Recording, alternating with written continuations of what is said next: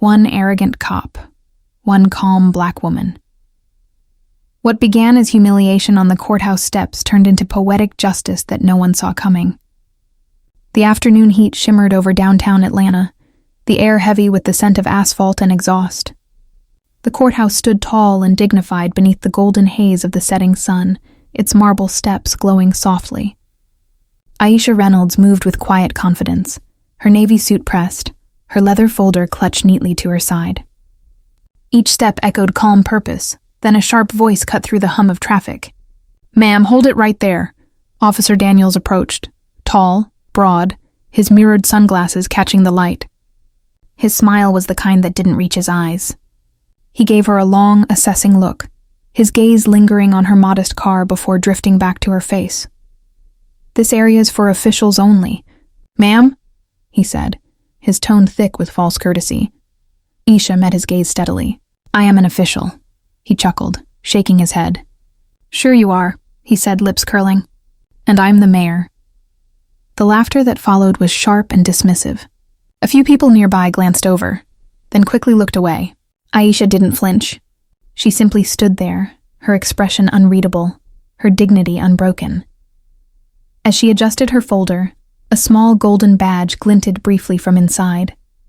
A silent truth the officer never cared to see. Officer Daniels leaned against the hood of his patrol car, arms crossed, his smirk deepening. "You lost, ma'am?" he asked, drawing out the words like a joke.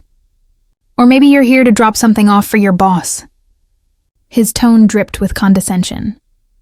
Aisha inhaled slowly, the sun pressing warm against her skin. "I'm exactly where I need to be, officer," she replied, steady but firm. He chuckled, shaking his head. "All right then, let's see some ID, registration. Maybe a work pass? You know, proof you belong here." She opened her mouth to explain, but each time she began, he spoke over her, louder, sharper, mocking her calm. "You people always think rules don't apply, huh?" he muttered under his breath, just loud enough for her to hear. The quiet hum of traffic dimmed beneath the weight of awkward silence. A few bystanders slowed, pretending not to watch. Someone whispered. Aisha's fingers tightened on her folder, her knuckles pale, but her eyes never wavered. Then, a burst of movement. A courthouse clerk hurried down the steps. "Ms. Reynolds," he called, breathless. "The session's starting. They're waiting for you upstairs." For the first time, Officer Daniels faltered. His smirk vanished, confusion flickering in his eyes as Aisha met his gaze, calm, steady, and knowing. Aisha walked past him without a word, her heels clicking softly against the marble steps. The heavy courthouse doors closed behind her, leaving Officer Daniels standing in the heat, confusion tightening in his chest. He adjusted his belt, muttering something under his breath to mask his unease. 15 minutes later, he was called inside, a witness for a minor misconduct hearing. The courtroom smelled faintly of polished wood and paper, the air cool and still. He straightened his uniform, pushing open the door with practiced confidence. Then he froze. At the front of the room, elevated beneath the seal of justice, sat Aisha Reynolds, no longer the quiet woman from the parking lot, but Judge Reynolds, draped in black robes that carried the weight of authority. Her eyes met his, calm and unreadable. A hush swept through the room. Daniels' mouth went dry, his pulse hammering in his ears. "Officer Daniels," her voice rang out, the same steady tone he had mocked earlier, now powerful, commanding.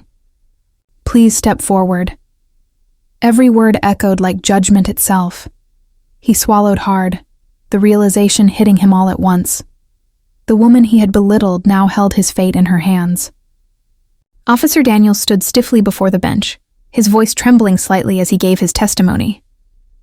The same confidence he'd worn outside had vanished, replaced by an uneasy stiffness that betrayed his guilt. Each word seemed to echo too loudly in the quiet courtroom. Judge Aisha Reynolds listened without interruption. Her expression was calm, her tone measured, no trace of the humiliation he once made her feel. When she spoke, it was with the composure of someone who understood power, but no longer needed to prove it. Her questions were sharp but fair, cutting cleanly through excuses. Daniels avoided her eyes, his gaze fixed on the edge of the witness stand. Every second under her quiet scrutiny felt heavier than the law itself. When the hearing concluded, Aisha closed her file gently. Then in a tone softer but far more powerful, she said, "Off record, Officer Daniels." He looked up, unsure if he should respond. "Next time," she continued, her eyes steady, "look beyond the surface. Respect isn't about rank, it's about humanity."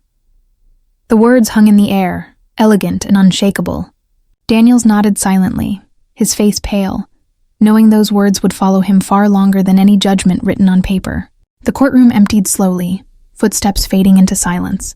Officer Daniels stood near the door, his hand hovering over the handle, as if he needed a moment more to gather himself. He risked one last glance toward the bench, but when Judge Reynolds looked up, his eyes dropped instantly. The arrogance that once shaped his smile had vanished, replaced by something quieter, heavier. He nodded once, almost a bow, before turning away. Each step out of the room felt like a reckoning, a reminder of the mirror he had been forced to face. Behind the bench, Aisha closed the final folder with deliberate care. The sound of the clasp clicking shut was soft but final. She sat for a moment in stillness, letting the tension in her shoulders dissolve. A long, steady breath escaped her lips.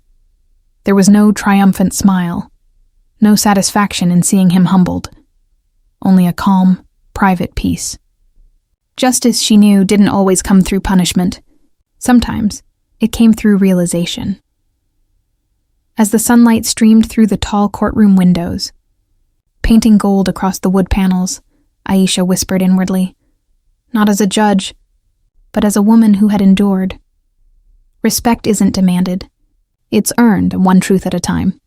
Some people see uniforms and titles, others see human beings. True power isn't in how loudly you speak, but how calmly you stand when others doubt you.